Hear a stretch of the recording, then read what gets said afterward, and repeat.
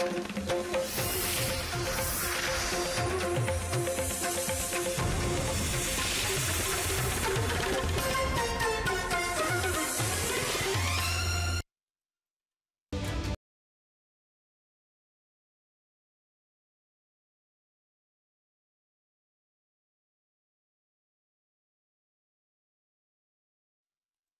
रहे news India, मैं हूं आशिफ इकबाल और आज हम चर्चा परिचर्चा करने वाले हैं और वो भी राजस्थान को लेकर और तेलंगाना को लेकर भी। हां बिल्कुल, क्योंकि 2 राज्यों के चुनाव बाकी रह गए हैं और जोर शोर से तमाम पॉलिटिकल पार्टियां लगी हुई हैं अपनी जोर आजमाइश में। आज न्यूज इंडिया आपको पूरी जानकारी इकट्ठा करके देगा, ग्राउंड रिपोर्ट भी दिखाएगा और साथ ही यह भी बताएगा कि कौन से पॉलिटिकल पार्टी ने कितनी तैयारियां कर रखी हैं और क्या है उनके दावे और प्रतिदावे।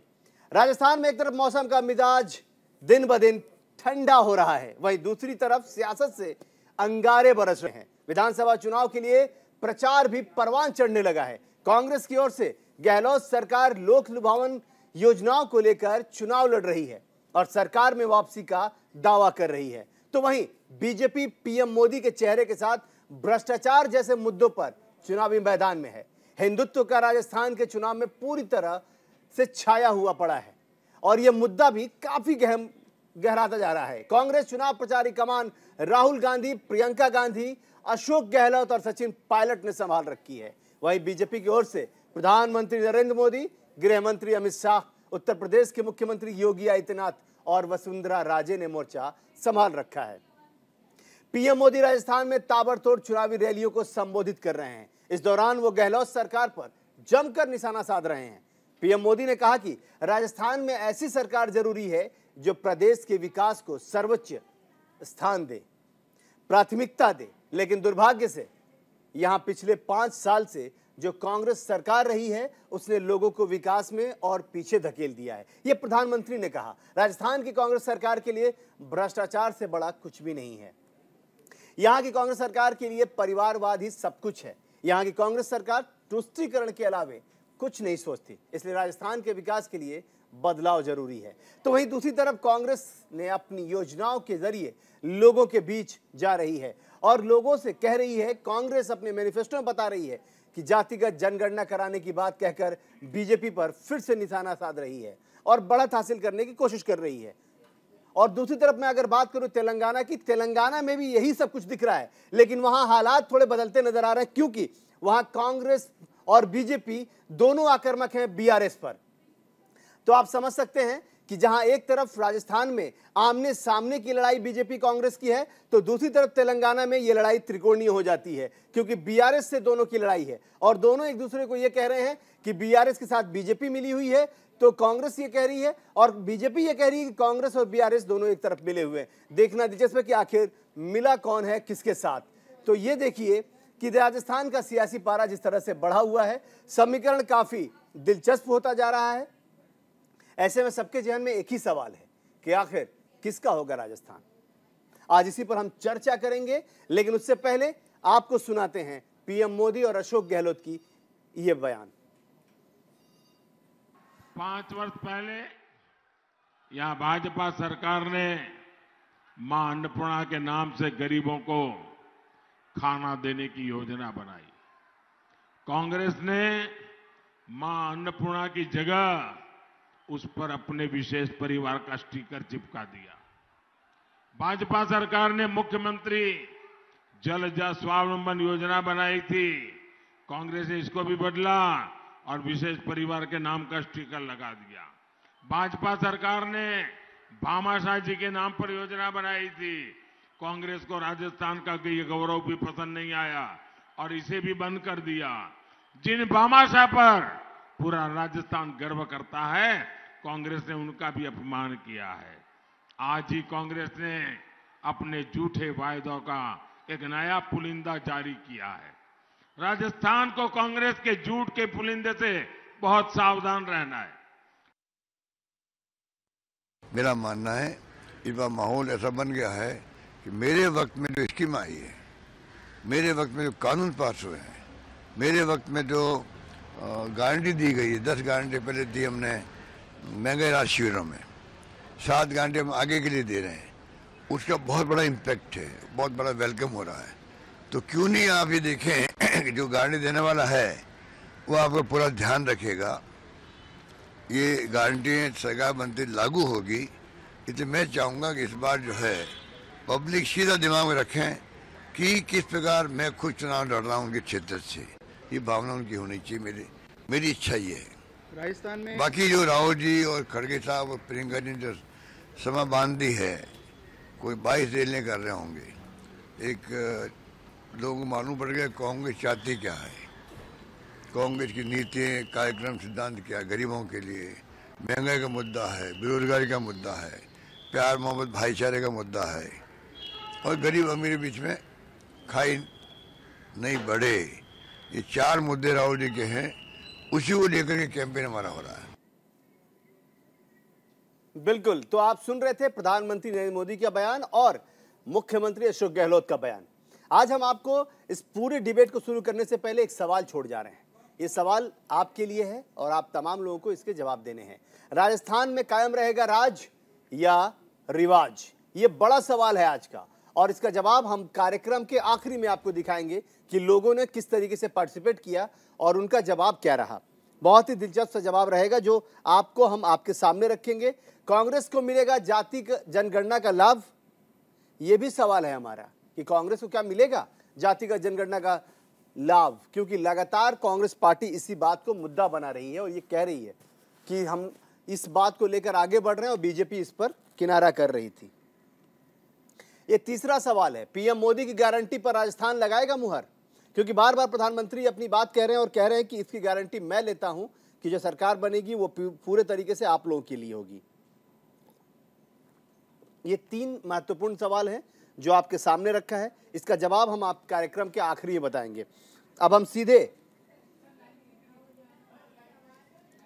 बिल्कुल तो चर्चा में भाग लेने के लिए हमारे साथ मौजूद हैं हमारे बहुत सारे अतिथि पैनल हैं जिनको मैं बारी बारी आपसे मिलवाऊंगा, आपसे दिखाऊंगा, और वो चेहरे होंगे जो हिंदुस्तान में बिल्कुल बड़े चेहरे हैं, जो जिनकी बातें और जिनको सुनना, जिनको समझना, जिनको जानना पूरा हिंदुस्तान चाहता है। वो ऐसे चेहरे हैं जो लगातार चर्चा परिचर्चा में रहते हैं, उनकी बातों को बहुत गंभीरता से लिया जाता है। और वैसे चेहरों का मैं तारुफ करा दूं आपको। पूजा कपिल मिश्रा है, राष्ट्रीय उपाध्यक्ष है बीजेपी की, उनका बहुत स्वागत है। रितु चौधरी हैं, प्रवक्ता हैं कांग्रेस की, उनका भी बहुत स्वागत है।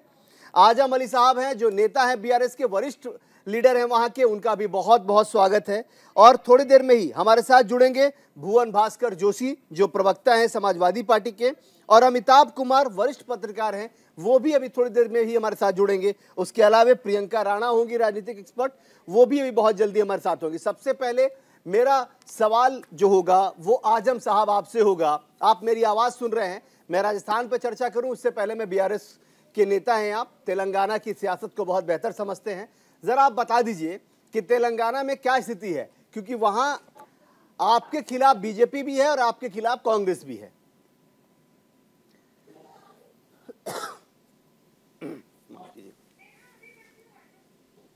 तेलंगाना राष्ट्र में बीजेपी, कांग्रेस और बीआरएस के बीच में ट्रायंगुलर फाइट है, ये बिल्कुल सही है।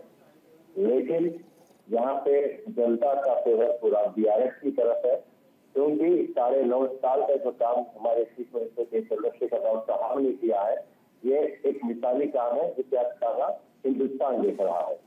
और जहाँ कांग्रेस का सवाल है और बीजेपी का सवाल है, इनका पुराने टाइम पर जैसा का रिकॉर्ड है कांग्रेस का, इन्होंने 50 साल यहाँ पर रूल किया, लेकिन उस रूल में इन्होंने ना किसी से इंसाफ किया, ना ही वो अपने वतन पे पूरे रहे। और बीजेपी उनको मौका मिला नहीं, हमेशा अलायंस में रही तेलुगु देशम पार्टी के साथ, और इसीलिए उनके बारे में तो कुछ बात करना बेटा वो समझता हूँ, मैं माफी चाहता हूँ, क्योंकि वो सिंगल डिजिट पे है अभी, और आएगा भी इलेक्शन के बाद रिजल्ट आप देखेंगे बीजेपी सिंगल डिजिट पे ही रहेगी और कांग्रेस भी कुछ ज्यादा कर नहीं पाएगी। बिल्कुल, मैं आपके पास लौटूंगा। अब जरा राजस्थान पे चर्चा कर लेते हैं और हमारे साथ रितु चौधरी जी हैं, प्रवक्ता हैं कांग्रेस की। क्योंकि सवाल आपसे रितु जी पहले, क्योंकि कहा जाता है कि बचाने वाले पे ज्यादा चैलेंज होता है छीनने वाले से। आप कांग्रेस पार्टी की प्रवक्ता है, कांग्रेस पार्टी वहां अपनी जोर आजमाइश कर रही है, राज रिवाज बदलने की कवायद है, क्या होगा? रिवाज बदलेगा या राज कायम रहेगा?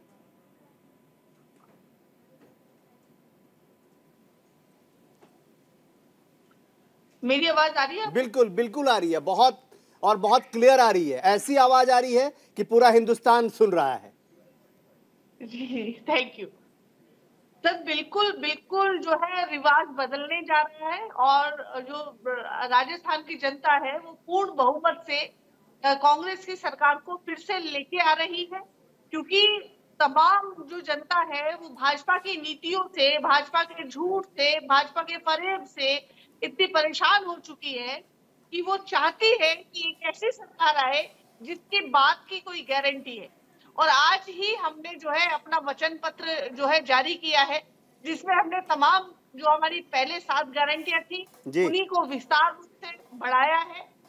और इन 5 सालों में हमने लगातार जो है राजस्थान का विकास किया है, जिसमें अगर हम करें कि प्रति व्यक्ति जो आय थी हमारी उसमें 46% लगभग की जो है वृद्धि हमने करी है। जीडीपी हमारी बढ़ गई है, प्रति व्यक्ति आय बढ़ गई है। हमने जो मतलब आप आश्वस्त हैं, मतलब अगर रितु जी ये कहूं कि आप आश्वस्त हैं कि आपकी सरकार लौट रही है? बिल्कुल बिल्कुल बिल्कुल मैं बिल्कुल आश्वस्त हूँ, हमारी सरकार लौट रही है और हम बहुत बम्पर को सीटों से जो है अपनी सरकार फिर से बना रहे हैं। फिर आपके पास लौटूंगा मैं। पूजा कपिल मिश्रा जी हैं, राष्ट्रीय उपाध्यक्ष हैं बीजेपी की, और वो आपकी आवाज को बड़ी ही गंभीरता से सुन रही थी। पूजा जी, साफ तौर पे रितु जी कह रही हैं कि अब कोई रोकने वाला नहीं है और अब कोई रिवाज उवाज की बात मत कीजिए, राज ही कायम रहने वाला है।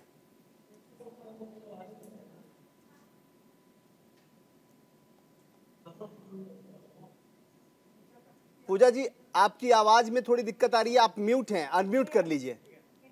हाँ, अब एकदम क्लियर है, आपकी आवाज भी पूरी हिंदुस्तान सुन रही है, पूरा। एक्चुअली प्रोपेगेंडा करने में, झूठी बातें बरगलाने में, रेवड़ियां बांटने में, लोगों को भ्रमित करने में कांग्रेस मास्टर रही है। आजादी के इतने साल तक लगातार इन्होंने राज किया और आपने जिस तरह से देखा है इनकी बहुत सारी बातें जो आज तक कायम है वो घोषणा पत्र में इनकी पूरी नहीं हुई। ये घोषणा वीरों की सरकार है जो इन्होंने ये घोषणा पत्र आज लागू किया।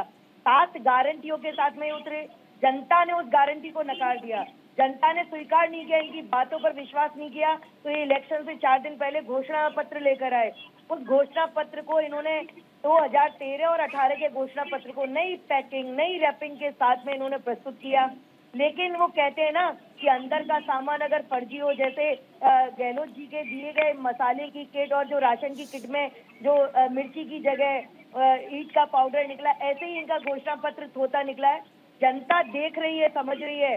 ये जिन चीजों को रैपिंग पैकिंग नहीं कर रहे हैं, जो लोग इन युवाओं को ठग रहे हैं पूरे टाइम, जिन लोगों के समझ में नारी की अस्मिता तार-तार जाट, बिल्कुल हम इस पर भी पिछले 5 साल से इनके लोग बोल कर गए। बिल्कुल हम इस पर जवाब लेंगे पूजा जी, लेकिन हमारे साथ भुवन भास्कर जोशी जी जो प्रवक्ता है समाजवादी पार्टी के, और अमिताभ कुमार जी जो वरिष्ठ पत्रकार हैं वो भी जुड़ गए हैं। मैं चाहूंगा कि उन लोगों से भी एक एक सवाल ले लूं, फिर हम इस चर्चा को और तल्ख बनाएंगे और थोड़ा तीखा बनाएंगे, क्योंकि सवाल जवाब जब आमने सामने से होगा तो मैं चाहूंगा कि सवाल जवाब भी हम ले लें।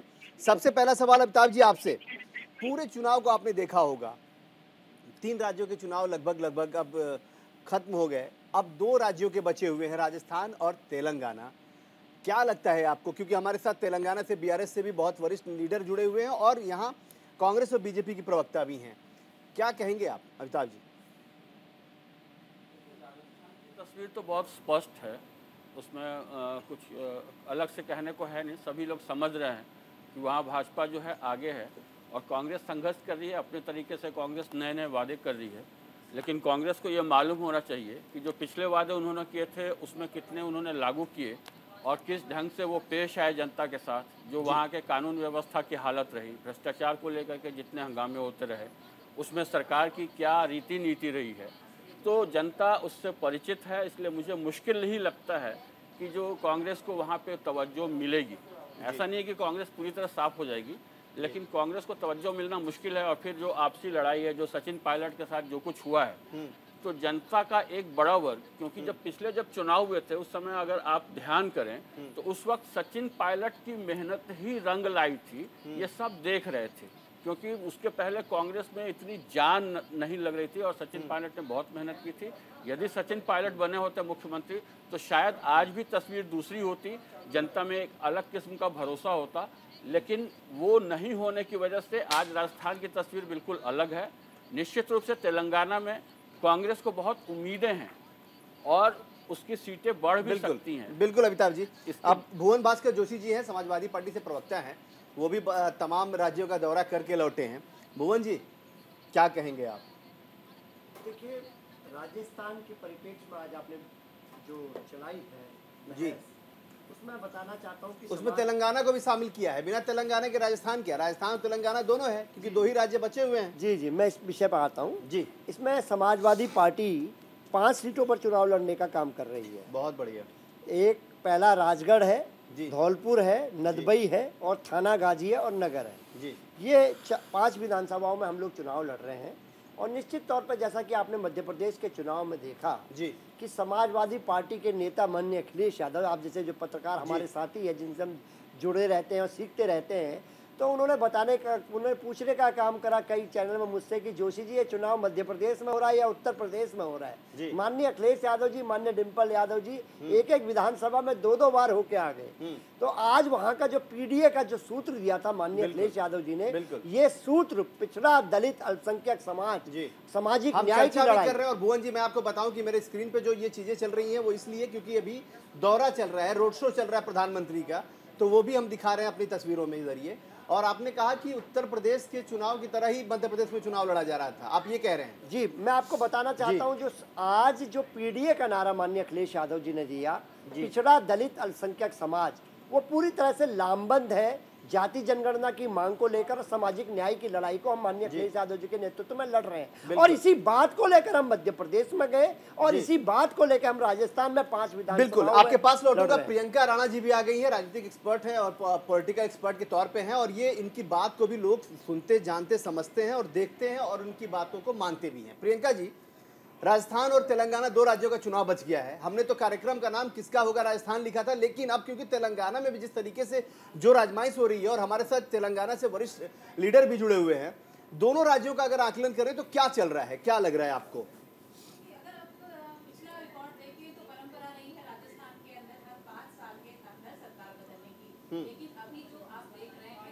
कड़ी टक्कर दे रही है, नेक टू नेक फाइट है और इसमें कोई दो राय नहीं है कि प्रधानमंत्री को भी फिर से भगवान राम और बजरंग बली को उतारना पड़ा। और इसी तरह के भाषण जो सामने आए हैं, तो कहीं ना कहीं तो ये दिखता है कि जब भगवान राम और बजरंग बली आ जाएं तो बीजेपी भी कहीं ना कहीं इनसिक्योर है और किसी तरह से भी वो अपनी वोट बैंक को हथियाना चाहती है। तो कांग्रेस ने काम तो किया है, गहलोत सरकार ने काम किया है, जिस तरह से उन्होंने स्वास्थ्य जो विभाग के अंदर काम किया है, और भी बहुत सारी स्कीम्स हैं, आप चाहे ओपीएस ले लीजिए, चाहे बहुत सारी चीजें ले लीजिए, महिलाओं को भी उन्होंने लुभाने की बहुत कोशिश की है। तो कहीं ना कहीं कड़ी टक्कर है और इस बार बीजेपी के लिए आसान नहीं रहेगा। अभी जब मैंने सुना तो ये कहा जा रहा था कि भाई सचिन पायलट जो हैं उनके साथ, तो उसी तरह से आपने वसुंधरा राजे का भी देखा होगा, किस तरह से पहले उनको नकार दिया गया, उनको इतना ज्यादा तवज्जो नहीं दी गई, लेकिन बाद में उनको फिर थोड़ी इंपॉर्टेंस दिखाई गई, स्टेज पे उनको सम्मान दिया गया।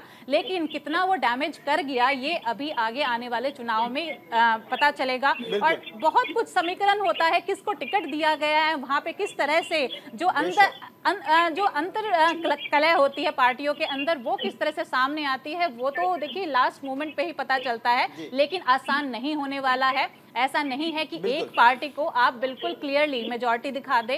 फाइट बहुत कड़ी है और गहलोत सरकार ने भी जबरदस्त काम किया है, इसको आप नकार नहीं सकते हैं।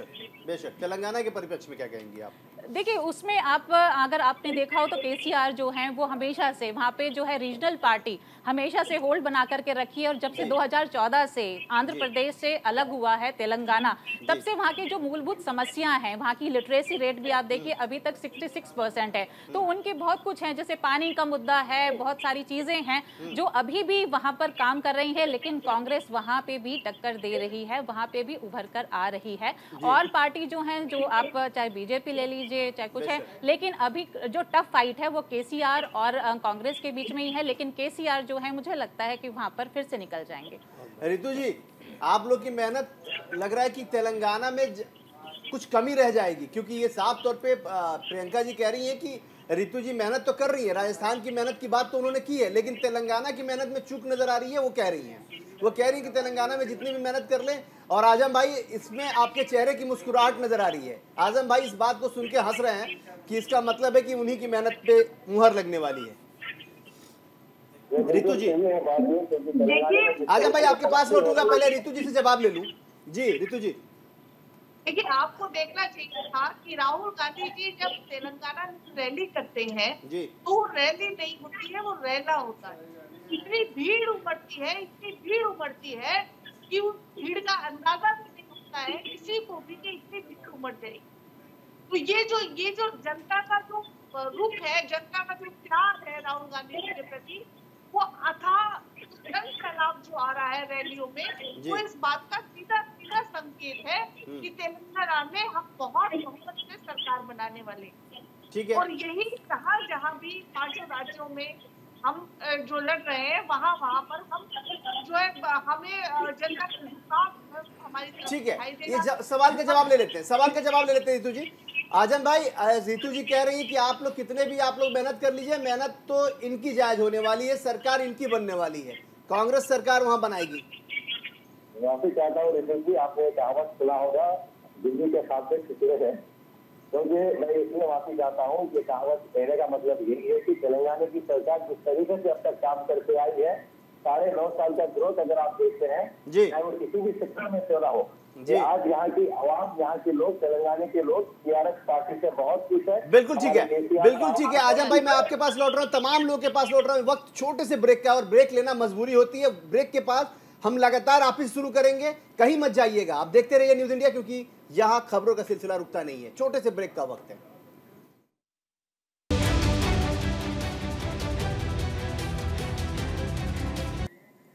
ब्रेक के बाद आप सभी का बहुत स्वागत है, और गर्मा गर्म बहस में आप लोगों का बहुत खैर मकदम, क्योंकि लगातार जिस तरीके से तमाम पॉलिटिकल पार्टियों के लीडर जो हैं वो जोर आजमाइश की बात कर रहे हैं, साथ ही हमारे साथ पॉलिटिकल एक्सपर्ट भी हैं, साथ ही हमने एक सीनियर रिपोर्टर को भी रखा है, जर्नलिस्ट को रखा है, जो वो जानते हैं, नब्ज जानते हैं कि किस राज्य में किस तरीके से चीजें हैं। हमने तमाम पार्टियों का ख्याल रखा है, बीआरएस से लेकर बीजेपी, कांग्रेस से लेकर समाजवादी पार्टी के लीडर भी हमारे साथ है, और वो लोग हैं जिन लोगों की बातें पूरी हिंदुस्तान को सुननी और समझनी पड़ती है। हम ये बात इसलिए कर रहे हैं क्योंकि जो वो कहते हैं वो खबर बनती है, जो वो सुनते हैं, जो वो समझते हैं, और जो वो कहते हैं लगातार वो खबरों के आईने में रहता है। और हमारे साथ देख सकते हैं आप, बड़ा पैनल है गेस्ट का, और लगातार मैं फिर से एक बार परिचय करा दूं।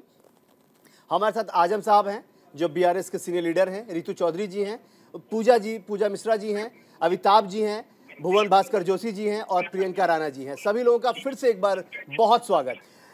आजम भाई मैं आपके पास था, मैं वो समझने की कोशिश, क्योंकि रितु जी ने साफ तौर पे कह दिया है कि आप लोग कितनी भी मेहनत कर लीजिए, वहां आप लोग दोबारा नहीं आने वाले। वो खुद के लिए तो कह रही है कि राजस्थान दोबारा आएंगी, लेकिन आपके लिए कह रही है कि आप दोबारा नहीं आएंगे। ऐसा है साहब, जैसे अभी हमने कहा कि रोज के रोज सुहाने हैं। रितु जी राजस्थान की बात करती है तो मुझे पता नहीं राजस्थान के सिनेरियो, लेकिन जहाँ मैं तेलंगाना में रहता हूँ, तेलंगाना का आपसे एक ही बात का सवाल करना चाहता हूँ कि तेलंगाना में जहाँ आज जिस मुकाम पर केसीआर साहब ने डेवलपमेंट को लाया है, सबसे पहले एक स्टेट को ग्रोथ होने के लिए उसके लिए लॉ एंड ऑर्डर कंट्रोल में, और आज Telangana is the only state in India जो सबसे पीसफुल है। मैं आपको एक बात याद दिलाता चलूं, 9.5 साल में इस तेलंगाना में एक छोटा सा वायलेंस, छोटा सा दंगा कहीं नहीं हुआ, और यही रीजन है आज तेलंगाना हमारा तरक्की की तरफ जा रहा है। जहाँ तक इलेक्ट्रिसिटी का सवाल है, 2400 घंटे पावर हमारे पास, 2400 घंटे पानी हमारे पास है, और यही नहीं, यहाँ के जो ग्रोथ का रेशियो है आप देख सकते हैं, हिंदुस्तान के सबसे ज्यादा ग्रोथ हमारे तेलंगाना में है। और यही नहीं, फार्मर्स के लिए जो फैसिलिटीज हमारे केसीआर साहब ने दिया है, आज तेलंगाना को इंडिया का राइस बॉल कहा जाता है। इसके अलावा इंफ्रास्ट्रक्चर लीजिए, इंडस्ट्री लीजिए, आईटी लीजिए, ये नंबर 1 पे है आज। तो इस वजह से मैं अपने तेलंगाना में इस बात को बड़ी शान से कह सकता हूँ, दोबारा बीआरएस की सरकार आएगी। कांग्रेस बोलने के तो बहुत कुछ वादे हैं, आज आप देख लीजिए कर्नाटक में कांग्रेस ने जीता है, लेकिन आज 7-8 महीने के वक्त में भी वहाँ पे आज भी फार्मर्स को पावर नहीं है। वो फ्री पावर की बात करते हैं, 200 यूनिट फ्री देंगे, लेकिन आप इंडिविजुअली पूछ लीजिए, हर 2 घंटे को पावर कट है।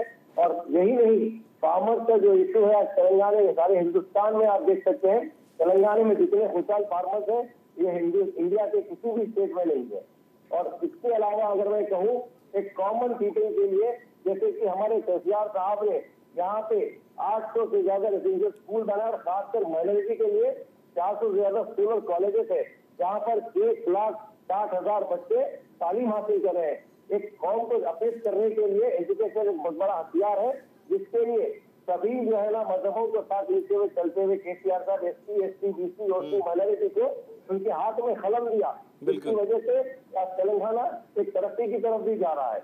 और मैं आपको बताता चलूं, तेलंगाना का स्टेट की जब हम बात करते हैं, इंफ्रास्ट्रक्चर होने दो, इंडस्ट्रीज होने दो, IT होने दो। आज हमारे केटीआर साहब जो IT इंडस्ट्रीज यहाँ पे लेके आ रहे हैं, जिस तरीके से यहाँ पे डेवलपमेंट आ रहा है, जिस तरीके से यहाँ पे फॉरेन इन्वेस्टमेंट हो रहे हैं और यहाँ पे एम्प्लॉयमेंट जनरेट किया जा रहा है, ये इंडिया में दूसरे स्टेट में कहीं नजर नहीं आएगा आपको। बहुत बड़ी बात है। और इस सवाल का जवाब भी हम ले लेते हैं। बिल्कुल, आवाम का यही रुझान है। ठीक है, इस बिना पर BRS को ही दोबारा जो है ना हुकूमत चलाएगी। ठीक है, आपके इस दावे पे हम सीधे तौर पे हमने बात कर लेते हैं पूजा जी से। पूजा मिश्रा जी बीजेपी की प्रवक्ता हैं, राष्ट्रीय उपाध्यक्ष भी है। पूजा जी, इन दावों पर क्या कहेंगी आप? वो साफ तौर पे कह रहे हैं कि ऋतु जी आपके पास लौट रहा हूँ, पूजा जी से एक रिएक्शन ले लो फिर आपके पास लौटता हूँ। पूजा जी, साफ तौर पे आजम भाई ये कह रहे हैं कि हमने जो सरकार चलाई है वो लगातार तीसरी बार हम सरकार बनाएंगे, दूसरी बार तो छोड़िए, तीसरी बार बनाएंगे। और ये साफ तौर पे आप पे तो बड़ा कटाक्ष है उनका कि आप तो इस बार डबल डिजिट में नहीं जाएंगे। क्या कहेंगी आप?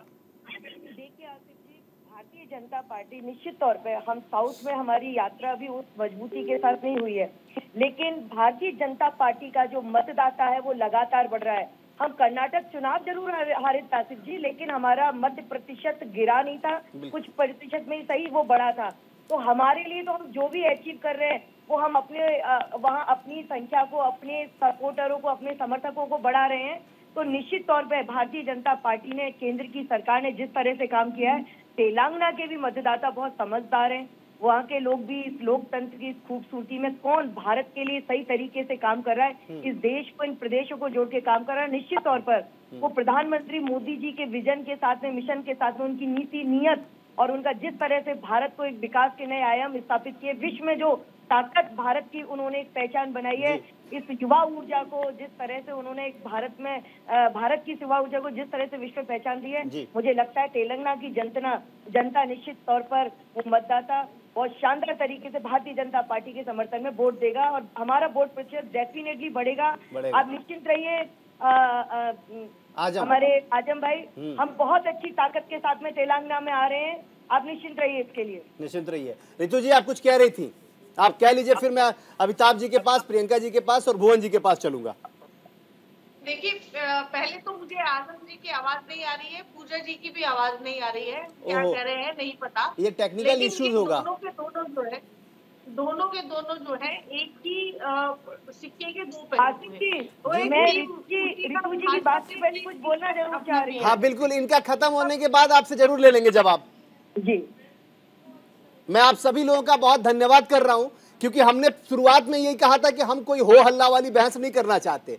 हम इस बहस के पीछे सिर्फ रीजन ये है कि हम जो सवाल, जो बहुत सारे लोगों ने जो सवाल भेजे हैं, सवालों का जत्था है, वो आप लोगों से जवाब के तौर पे लेना चाहें, क्योंकि आप सर्वमान्य लोग हैं, आप ऐसे वरिष्ठ लोग हैं जो टीवी पे वो उस तरीके से प्रेजेंट होते हैं जो सभी लोग सम्मानित तौर पे देखते हैं। तो मैं बारी बारी वैसे ही जवाब लेना चाहूंगा। ऋतु जी, आप अपनी बात खत्म कर लीजिए, पूजा जी से जवाब लेने के बाद मैं अमिताभ जी आपके पास आऊंगा। जी ऋतु जी, दो जो है BRS जो है भाजपा की बी टीम है, भाजपा का घटक दल है, घटक दल के तौर पर ये काम कर रहा है। दूसरी बात, भाजपा किस हक से जो है ये बात जनता की बीच में कुछ मांगने चली भी कैसे जाती है।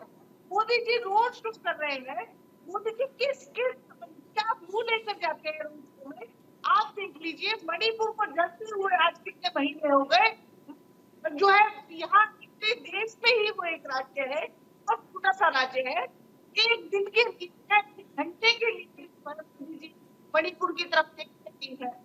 गरीब की बात की बात ठीक है, आपके पास लौटेंगे ऋतु जी। अमिताभ जी, आप बड़े ध्यान से सुन रहे थे और मुझे लग रहा है कि आप नोट भी कर रहे होंगे।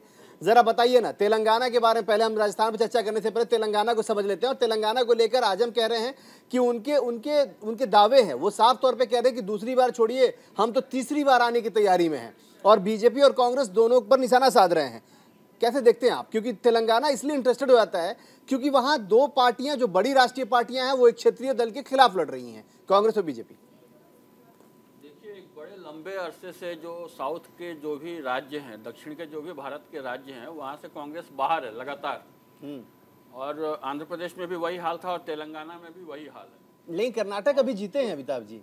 हाँ, बीच बीच में कर्नाटक को छोड़कर आंध्र प्रदेश और तमिलनाडु जो है, हाँ। यहाँ पे मुझे लगता है कांग्रेस को काफी समय हो गया है। लेकिन आंध्रा में भी सपोर्ट है उनका, तमिलनाडु में सपोर्ट है उनका, कांग्रेस का सपोर्ट है। सपोर्ट को कांग्रेस जैसी पार्टी के लिए मुझे लगता है कि ये बहुत मुश्किल परिस्थिति में वो सपोर्ट करते हैं, क्योंकि कांग्रेस को आदत रही है पूरे देश में राजा की तरह राज करने की। उसकी मजबूरी है कि वो छोटे छोटे दलों का सहयोग लेती है, जैसे पिछली बार भी उसने लिया था। उसके बावजूद वो मात्र 19 सीटें कांग्रेस की और 1-2 सीटें छोटे छोटे दलों को आई थी। अभी ऐसा लग रहा है कि कांग्रेस की हवा चल रही है, लेकिन मुझे अभी भी महसूस हो रहा है कि जिस ढंग से, देखिए, टीएसआर के खिलाफ भ्रष्टाचार के आरोप, टीआरएस के खिलाफ जो है भ्रष्टाचार के आरोप जरूर हैं, लेकिन जो निम्न वर्ग के लोग हैं उनके लिए उन्होंने खास करके बहुत काम किया हुआ है। और जो मुस्लिम मतदाता है, देखिए, मुस्लिम मतदाता वहाँ जहाँ तक मुझे लगता है 40-45%, लगभग 40-45 सीटों पे वो काफी जबरदस्त उसका समर्थन मिलता है। और आजम भाई इसीलिए बहुत मुस्कुरा रहे हैं आपकी बात सुनकर, उनकी मुस्कुराहट आप बता रही है। AIMIM जो है उसकी हालत देख लीजिए, वो वहाँ पे कभी, जबकि वो एकदम ही मुस्लिम सपोर्ट पे ही चलने वाली पार्टी है, अभी भी वो कुल 9 सीट से ही लड़ रही है। तो इसका मतलब है कि जो टीआरएस है वो एकदम हावी है और उसको पूरा समर्थन है इनका। तो कांग्रेस के लिए आसान नहीं है। और बीजेपी जिस तरीके से बढ़ रही है, देखिए, बीजेपी का लगभग 6% वोट था 2018 के चुनावों में, जो बढ़ करके तुरंत 19-20% के करीब चला गया। बेशक। और जो स्थानीय निकाय के चुनाव में बीजेपी को बहुत अच्छी सफलता मिली है, बिल्कुल, जिसकी वजह से बीजेपी बढ़ रही है। बीजेपी जो बढ़ रही है, तो फिलहाल शुरुआत में बीजेपी जो वोट खाएगी वो कांग्रेस का वोट होगा मेरे ख्याल से। जो कांग्रेस के मतदाता हैं शहरी क्षेत्रों में कम से कम, उसको तो वो जरूर खाएगी। जिस तरीके से एकदम आपने सही कहा, बहुत सही कहा। और यही बात जमीनी स्तर पे जब हमने भी देखना चाहा, समझना चाहा, तो हमें भी यही नजर आया कि वहां बड़ा इंटरेस्टेड फैक्ट ये है, और मैं प्रियंका जी समझना चाहूंगा कि वहां बड़ा इंटरेस्टेड फैक्ट है कि जितना बीआरएस मजबूत हो रहा है वो तब जब बीजेपी जितना एग्रेसिव होगी, जितना बीजेपी एग्रेसिव होगी उतना बीआरएस को फायदा होता नजर आ रहा है। ये बड़ा समझ के परे नजर आ रहा है। प्रियंका जी आप जरा बताएं। देखिए, अभी बीजेपी की अगर हम बात करते हैं तो जो ऑरा प्रधानमंत्री मोदी जी ने बनाया था, देखिए, कहीं ना कहीं उसमें डेंट तो लगा है, क्योंकि बहुत सारी बातें हुई थी, परिवारवाद पे बात हुई थी, भ्रष्टाचार पे बात हुई थी, महंगाई पर बात हुई थी। लेकिन आज जब हम महंगाई की बात करते हैं तो ये कभी राजस्थान पे पहुंच जाते हैं, वहाँ कहते हैं कि भाई राजस्थान में क्यों कम नहीं हो रहा है, वहाँ पे डीजल क्यों कम है। लेकिन पहले जब भाषण आप सुने होंगे तब ये कहा जाता था कि सारी चीज़ों की जो जड़ हैं, जो जिम्मेदार व्यक्ति हैं वो प्रधानमंत्री होते थे, वो सारा मनमोहन सिंह जी के ऊपर ठीकरा फोड़ दिया जाता था और प्रधानमंत्री को टारगेट किया जाता था। लेकिन आज जो भ्रष्टाचार की जब हम बात करते हैं तो आप कहते हैं कि भ्रष्टाचार पर वार इस बार बीजेपी सरकार, लेकिन सारे भ्रष्टाचारियों को आपने बीजेपी में शामिल कर लिया। तो इस तरह की चीजें अब लोग समझने लगे हैं। आपने फ्री बीज पे टारगेट किया, लेकिन खुद आप फ्री बीज के लिए इतना सारा कुछ करते हैं। आप कहते हैं हमने गरीबी कम कर दी, लेकिन वहीं आप कहते हैं 80 करोड़ लोगों को हम राशन दे रहे हैं 5 साल के लिए और बढ़ा दिया। तो इस तरह की चीजें अब लोग समझते हैं। इस बार बार आपकी सिर्फ चाल चरित्र, चेहरा, बड़े बड़े जुमले और बड़े बड़े शब्द इस्तेमाल करके आप लोगों को लुभा नहीं सकते हैं। अब जो कांग्रेस है वो बहुत चीजें उठा रही है। दोबारा से ओपीएस का मुद्दा जो है, आप राजस्थान में चले जाइए, वहां पे जाट आरक्षण और जाट जो हैं वो आज भी ओबीसी का जो मुद्दा है वो एक अहम मुद्दा है। जब ओबीसी की बात आती है तब वैसे तो प्रधानमंत्री मोदी जी कहते हैं कि मैं खुद ओबीसी हूँ। प्रियंका जी फिर मैं आपके पास लौट रहा हूँ। एक छोटा सा ब्रेक का वक्त हो गया है और वक्त हो गया छोटे से ब्रेक का। ब्रेक के उस पार लगातार खबरें जारी है, कहीं मत जाइएगा, बस छोटे से ब्रेक के बाद लौट रहे हैं हम, क्योंकि यहाँ खबरों का सिलसिला रुकता नहीं है। ब्रेक के बाद आपका स्वागत है। छोटा सा ब्रेक था। ब्रेक के बाद हमने कहा था कि ब्रेक के बाद हम जल्दी लौटते हैं और हमने देखिए हम जल्दी लौटे हैं, क्योंकि साफ तौर पे जो वादा हम करते हैं वो करके दिखाने की कोशिश करते हैं। प्रियंका जी, आपसे समझना चाह रहा था मैं, तेलंगाना को हम समझना चाह रहे थे, हम लगातार ये बातें कर रहे थे और क्योंकि ये दावा है आजम का, जो लगातार वो सीनियर लीडर है और उन्होंने कहा कि अब हमने जो काम किया है वो जमीनी स्तर पर किया और लोग यहाँ दूसरी बार की लड़ाई लड़ रहे हैं, हम तो तीसरी बार की लड़ाई लड़ रहे हैं और हम कह रहे हैं कि हम लौट रहे हैं। देखिए, इसमें ना पहले तेलंगाना की हिस्ट्री समझने की ज़रूरत है कि 2014 से पहले जब देश स्वतंत्र हुआ था उसके बाद से ही लड़ाई चल रही थी आंध्र प्रदेश को तेलंगाना से अलग करने के लिए, क्योंकि आंध्र प्रदेश से हमेशा से वो जो चीज़ें तेलंगाना को मिलनी चाहिए थी वो नहीं मिल पा रही थी, चाहे वहाँ पे किसान का मुद्दा हो, पानी का मुद्दा हो और बहुत सारी चीज़ें। सिर्फ आप हैदराबाद के आसपास का एरिया जो आप देखेंगे, सिर्फ वो एक डेवलप एरिया आप थोड़ा बहुत मान सकते हैं, अदरवाइज बहुत बैकवर्ड एरिया माना जाता था और लोग अपने आप को अलग थलग समझते थे। लेकिन जब से आप केसीआर मुख्यमंत्री बने हैं तो जमीन पर काम हुआ है, चाहे आप किसानों का मुद्दा ले लीजिए और रीजनल पार्टी है। अभी आप जो बात कर रहे हैं बीजेपी और कांग्रेस बड़ी की, बात दो है कि बिल्लियों दोनों की पॉलिटिकल एक्सपर्ट हमारे, चाहे वो अमिताभ जी हो या प्रियंका जी हो, दोनों लोग ही तेलंगाना में बीआरएस की तारीफ कर रहे हैं। और देखिए आजम के चेहरे की, आजम भाई आपके चेहरे की रौनक लौट रही है, बहुत मुस्कुराहट है आपके चेहरे पे। इसमें एक चीज और इम्पोर्टेंट है कि दो बिल्लियों की लड़ाई में तीसरा आदमी हमेशा से मलाई खाता है और वही केसीआर कर रहे हैं। वो इसीलिए बार बार ये कह भी रहे हैं कि बिलाई के भागे छीका, बिलाई के भागे छीका। भुवन जी, आप क्या कहेंगे? आप मतलब तेलंगाना में किसको सपोर्ट करते नजर आएंगे? ऐसे तो आपने मध्य प्रदेश में बड़ी गालियां दी कांग्रेस को भी, बीजेपी को भी, और आपने खुद भी कह दिया कि मध्य प्रदेश का चुनाव हम ऐसे लड़े जैसे लग रहा है उत्तर प्रदेश का चुनाव लड़ रहे थे। तेलंगाना में क्या करने जाएंगे आप? तेलंगाना में क्या टीएमसी की तरह आप भी वहां बीआरएस को सपोर्ट करने जाएंगे? देखिए, जो तेलंगाना का चुनाव है, पहले तो मैं बताना चाहता हूँ कि जो वहाँ की जब प्रदेश बना तो उसमें भूमिका उस पार्टी की रही। सबसे बड़ी पार्टी अगर जिसकी भूमिका थी उसको बनाने में, वो तेलंगाना में केवल चंद्रशेखर राव साहब की थी। बिल्कुल। तो जो वहाँ का जो जनमानस है उनसे अपना जुड़ाव महसूस करता है, इस बात को सभी लोग मेरे मानेंगे। और दूसरा, आज वहाँ से एक मैसेज गया है कि कांग्रेस क्या कर रही है वहाँ पर। कांग्रेस कह रही थी हमें देश बचाना है, लोकतंत्र बचाना है, संविधान बचाना है। तो आप क्या बीआरएस से लड़के देश को बचाएंगे, लोकतंत्र को बचाएंगे, संविधान को बचाएंगे, या यूपी में आके आप समाजवादी पार्टी से लड़के बचाएंगे? तो निश्चित तौर पर मैं कहना चाहता हूं, वहां की जो भूमिका है बीआरएस की, चंद्रशेखर राव साहब की, वो भूरी भूरी प्रशंसा करने के लिए पूरा देश बाध्य है। शानदार। और हम ये कहना चाहते हैं वो हैट्रिक भी करेंगे। हमारी पार्टी की तरफ से भी उनको शुभकामनाएं है कि निश्चित तौर पर वो हैट्रिक भी करेंगे। बहुत सही है भुवन जी। आप अपना गुस्सा किस तरीके से जाहिर कर रहे हैं, रितु जी आपसे समझना चाहूंगा मैं। अब कम से कम मैं आपके पास तो आऊंगा ही आऊंगा, क्योंकि रितु जी ये इनका गुस्सा बीजेपी से नहीं है, इनका गुस्सा आपसे है कि आप साथ होके इनके साथ नहीं हैं। इसीलिए इन्होंने तंज भी कस दिया आपके ऊपर कि आप वहां पे बीआरएस से लड़ने जा रही हैं, आप यूपी में आप समाजवादी पार्टी से लड़ने आएंगे। क्या कहेंगे आप कांग्रेस पार्टी से? देखिए, यहाँ पर मैं ये स्पष्ट कर देना चाहती हूँ कि हमने जब इंडिया जो गठबंधन हमने बनाया था जी, वो हमने इसलिए नहीं बनाया है कि अभी विधानसभा के इलेक्शन में इंडिया गठबंधन नहीं, 2024 के लिए इंडिया गठबंधन है। तो ये जो इनकी नाराजगी है ये बेवजह है, इसका कोई मतलब नहीं है। अभी नाराज होते रहे, ये तो बारात के फूफा होते हैं। बारात के फूफा हो गए, बड़ी बात कह दी आपने।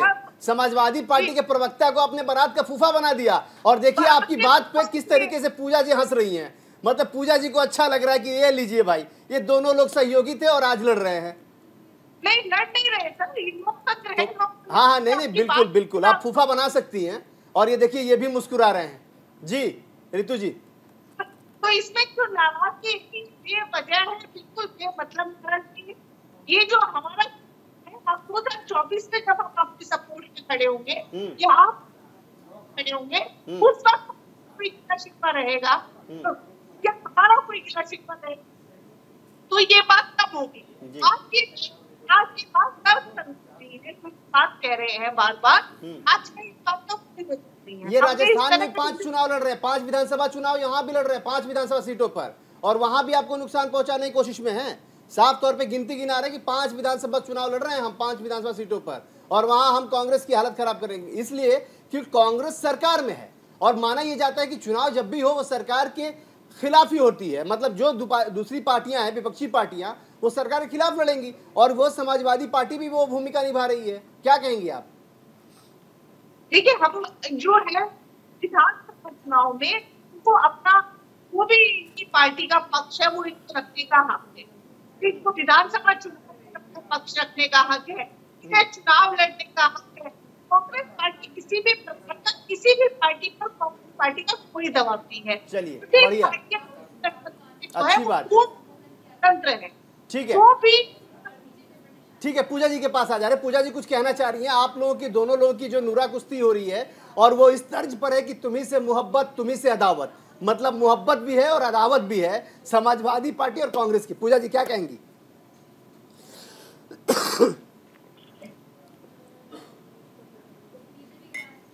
पूजा जी आपकी आवाज म्यूट हो गई है। जी आ रही है। हमारे एक राजस्थान में कहावत कही जाती है कि मीठा मीठा गप गप और तीखा तीखा तू तू। तो बहुत बढ़िया। कांग्रेस की यही है कि आप केवल एजेंडा, ऋतु जी ने खुद बता दिया कि इनका एजेंडा केवल और केवल मोदी जी को रोकना है, केवल और केवल भारतीय जनता पार्टी को रोकना है। उन्हीं सहयोग के लेवल पर उनको दरकिनार कर देंगे, दे देंगे। बोलिए बोलिए ऋतु जी, बोलिए। होगा ऋतु जी, मैं नहीं बोली जी जी, आप राजस्थान का भ्रम निकाल दीजिए। आप लोग स्थिति में खड़े हैं, सैलरी देने के पैसे नहीं आपके पास में, आपके कर्मचारियों को। आपको पता है डीजल भरने का पैसा नहीं है आपके पास एम्बुलेंस में। आप जिस चिरंजीवी योजना की बात कर रहे हो, केवल 12 लोगों को उसका फायदा मिला है।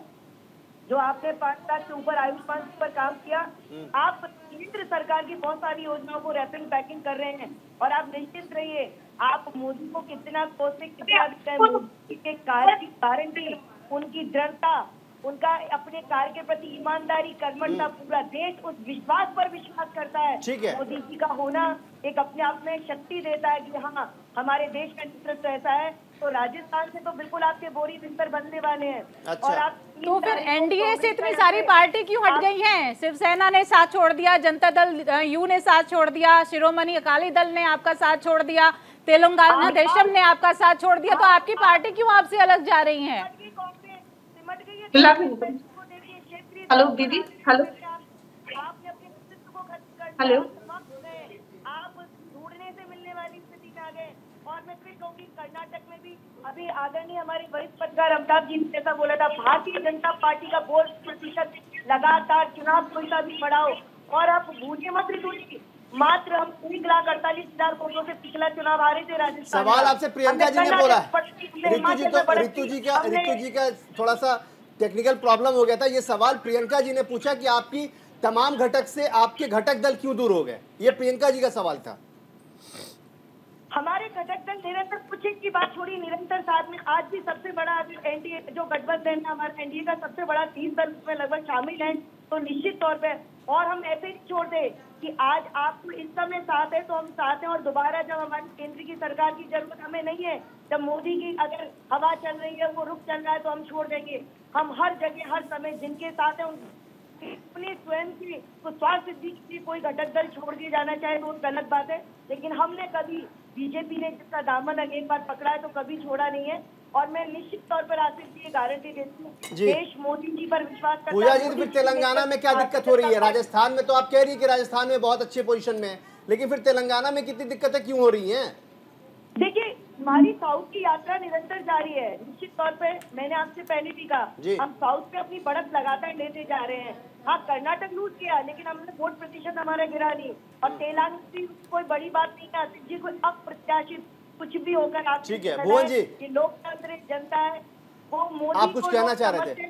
भुवन जी कुछ सवाल आपसे पूछना चाह रहे हैं, आपने उनके ऊपर भी कटाक्ष किया है। देखिए, मैं इतना कहना चाहता हूं, कांग्रेस को ये समझ में नहीं आ पा रहा कि 23 में देश को ये संदेश दे रहे हैं कि हम लोग अलग अलग हैं, मतलब भुवन जी के टारगेट पे पूजा जी नहीं है, भुवन जी के टारगेट पे ऋतु जी हैं। मतलब बीजेपी टारगेट नहीं है इस वक्त समाजवादी पार्टी का, इस वक्त कांग्रेस पार्टी टारगेट है। तेलंगाना से आजम भाई जुड़े हुए। आजम भाई, तो आपको क्या लग रहा है, ये तो आपके लिए बहुत ही मतलब स्वर्णिम चीजें देखने को मिल रही हैं कि भाई बीजेपी और कांग्रेस आपस में लड़ रही है, और जैसा कि प्रियंका जी ने कहा कि 2 लोगों की लड़ाई में तीसरे को फायदा हो जाएगा। भुवन जी भी आपकी पार्टी के प्रचार में जाएंगे क्या? ऐसा है कि जैसे ने कहा कि 2 की लड़ाई में तीसरा आगे हारेगा, लेकिन मैं तो ये कहता हूँ कि हमारी लड़ाई किसी से है ही नहीं, क्योंकि हमारे डेवलपमेंट के काम को लेकर जिस तरीके से हम तरक्की कर रहे हैं, हम आवाम के दिलों में KCR रहते हैं। इस तेलंगाना में जो है ना 3% BRS पार्टी हुकूमत करेगा। ठीक है, आइंदा भी BRS पार्टी करेगी। ठीक है। मैं रितु जी से पूछा, रितु जी आपको आज जो घोषणा पत्र आप लोगों ने जारी किया है उससे क्या दावे लग रहे हैं, कैसे लग रहा है कि राजस्थान में आप अपनी सरकार बनाएंगी? देखिए, पहले तो मैं आपको करेक्ट कर दूं, दरअसल घोषणा पत्र ये वचन पत्र है। हम ये वचन देते हैं जो है राजस्थान की जनता को। हमारी पिछली सरकार में जो हमने काम किए 100 में से 96% हमने काम पूरे किए हैं, और अब की बारी 100% हम काम पूरे करने वाले हैं, और ये राजस्थान की जनता अच्छे से समझ रही है। और इसीलिए आप देखेंगे कि चाहे मोदी जी के रोड शो हो, चाहे इनकी रैलियां हो, रैलियों में इनकी कुर्सियां खाली है, रोड शो पे लोग नहीं है। ये इस बात का साफ साफ संकेत है कि कांग्रेस की गारंटियों के साथ जो है जनता का जुड़ाव है, जनता उन पर यकीन कर रही है, ट्रस्ट कर रही है। बिल्कुल बिल्कुल बिल्कुल। अभी जो रिवाज है बदलने जा रहा है, और अब की बारी राज जो है वही रहेगा, राज वही रहेगा साफ तौर पे। जी माना कि 5 साल में राज जवाब, हाँ बिल्कुल इन्होंने वो किया, लेकिन वो सावन समय खत्म हो गया इनका। अब ये जाने वाले हैं। मोदी जी की रैली में कितनी भीड़ है, आप जी टीवी चैनल देखा करिए, आपको अगर प्रत्यक्ष में प्रमाण की आवश्यकता नहीं है। लेकिन देखिए मैं रितु जी आपको, पूजा जी आपको एक बात के लिए रोक रहा हूँ, आप लोग एक सेकेंड, आप ये बार बार भीड़ का पैमाना मत गिनाइए, भीड़ कभी वोट में बदलता नहीं है। आप इस बात को आप लोग एकदम तस्दीक कर लीजिए। कर्नाटक में बहुत भीड़ थी बीजेपी के लिए, लेकिन रिजल्ट पता है।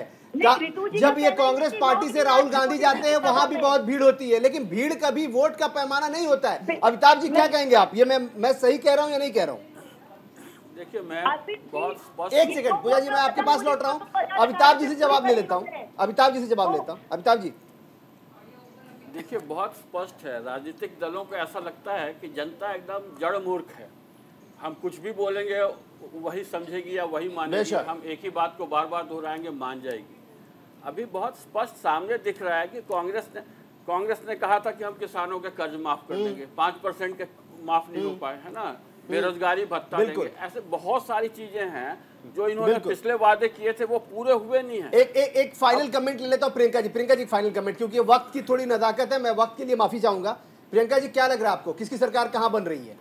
देखिए, वादे तो सभी सरकारों ने किए थे और पूरे किसी ने नहीं किए हैं। चाहे आमदनी दुगनी की बात हो किसान की, चाहे 15 लाख खाते में आने की बात हो, चाहे काला धन वापस आने की बात हो, तो बहुत सारे वादे तब भी किए गए थे, आज भी किए जा रहे हैं। लेकिन मूलभूत समस्या और किस पार्टी ने आम जनता तक राहत पहुंचाई है, ये चीजें सामने आएंगी। और असल में रीजनल पार्टी बहुत बड़ा खेल करने वाली है, चाहे वो 20 बीएसपी हो। आप रीजनल पार्टी से इसलिए आपसे पूछ लेता हूँ, फाइनल कमेंट क्या लग रहा है आपको, क्या होने वाला है? देखिए, मैंने आपको जो शुरू में कहा, जो आंदोलन माननीय अखिलेश यादव जी ने पीडीए का उत्तर प्रदेश से शुरू किया था, अब ये देश का आंदोलन बन चुका है। बहुत बहुत शुक्रिया आप तमाम साथियों का, बहुत बहुत शुक्रिया, बहुत धन्यवाद जो आप लोगों ने अपना कीमती वक्त निकाला। और इसी तरीके से चर्चा परिचर्चा होनी चाहिए, जहां पे कोई हो हल्ला हंगामा नहीं, बल्कि सवालों के जवाब मिले। और मुझे लगता है कि तमाम हमारे दर्शक जो लाखों और करोड़ों की संख्या में जो देख रहे हैं न्यूज़ इंडिया, उनको उनका जवाब मिल गया होगा कि किसका होगा राजस्थान और किसका होगा तेलंगाना, क्योंकि हम लगातार ये चर्चा कर रहे हैं और ये चर्चा तब तक जारी रहने वाली है जब तक कि चुनाव संपन्न नहीं हो जाता। लेकिन एक बात तय है, जितने भी तमाम प्रवक्ता थे, तमाम साथी थे, तमाम बड़े लोग थे, उन सब लोगों ने कहा कि चुनाव में अभी बहुत कुछ होना बाकी है। देखते रहिए न्यूज़ इंडिया, क्योंकि यहाँ खबरों का सिलसिला रुकता नहीं है। बहुत धन्यवाद।